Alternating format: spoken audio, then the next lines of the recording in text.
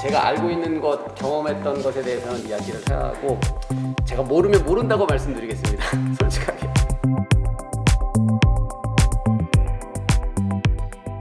사회적 기업을 하겠다라는 이야기는 일반적인 건 아니잖아요. 근데 어떤 특별한 이유가 여기서 사회적 기업을 하시겠다고 생각했을 때는 그 특별한 이유가 있을 텐데, 저는 되게 일맥상통한 뭔가 겹치는 부분이 서로 다 있을 거라고 생각을 해요.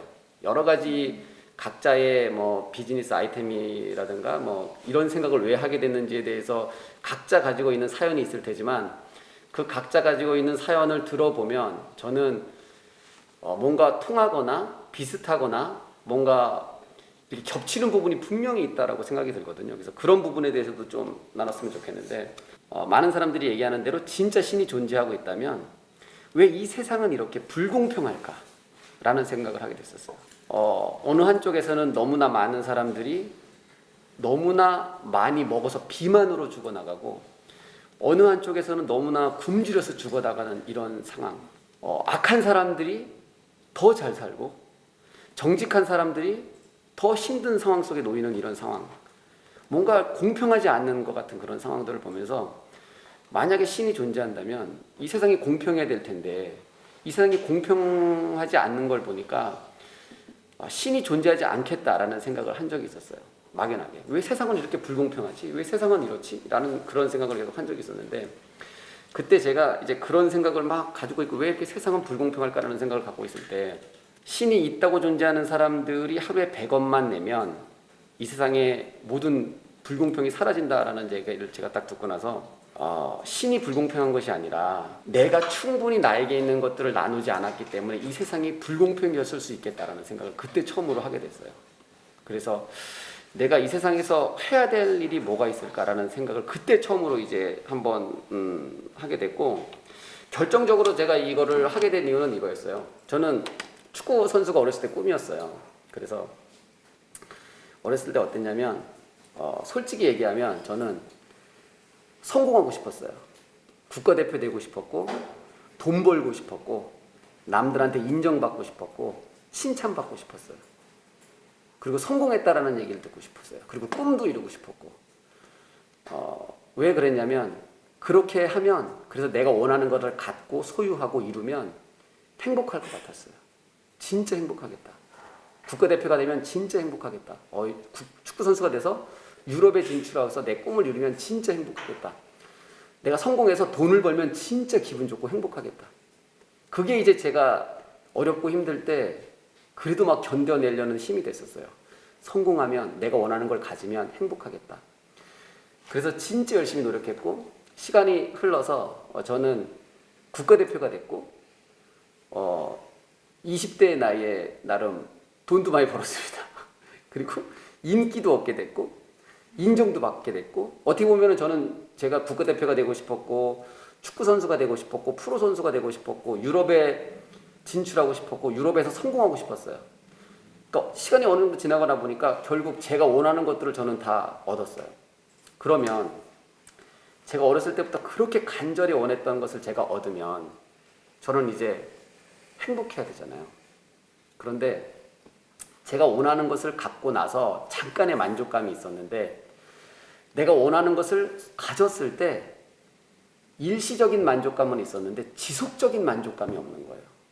어느 순간부터 제가 유럽에 뛰고 국가대표가 되는 것 자체가 처음에는 너무나 기쁘고 행복했는데, 그것이 저에게 기쁨과 행복을 지속적으로 주지 못하는 거예요. 그때 제가 되게 큰 충격을 받았어요. 내가 원하는 것을 가지면 행복할 줄 알았는데 그러지 않네? 그럼 도대체 행복은 어디 있는 거지?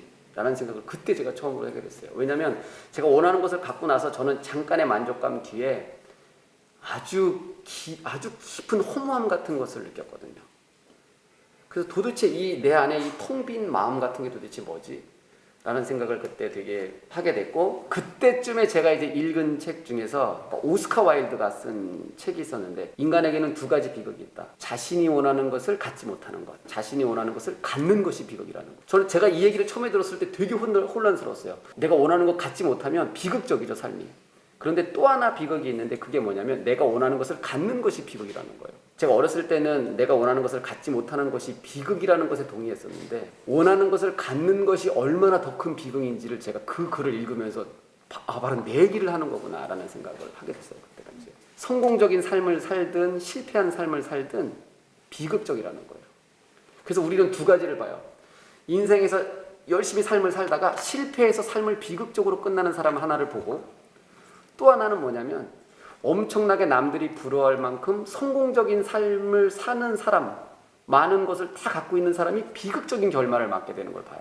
소유가 행복을 가져다 주지 못하는구나 라는 사실을 알게 됐고, 삶의 목적이 1인칭 단수여서는 자신이 원하는 것을 얻든 이루든 실패하든 그 삶은 다 비극적일 수밖에 없겠구나 라는 생각을 하게 됐고, 그러면 도대체 행복은 어디서 오는 거며, 행복이 성공과 내가 원하는 것을 갖는 것에서 오지 않는다면 도대체 행복은 어디서 오는 것일까라는 고민을 그때 제가 하게 됐었는데, 그때 마침 제가 읽었던 책 중에서 톨스토이의 책을 제가 한번 읽었었어요. 인간에게는 무엇이 있는가? 인간에게는 무엇이 없는가? 인간은 무엇으로 사는가? 이 세 가지 질문을 하는데 어떻게 자답하냐면, 인간에게 무엇이 있는가? 인간에게 사랑이 있다. 인간에게 무엇이 없는가? 인간에게는 무엇이 없는가? 인간에게는 지혜가 없다. 언제 죽을지 모른다는 거예요. 인간은 무엇으로 사는가? 라는 질문에 어떻게 자답하냐면, 인간은 사랑으로 사는 존재.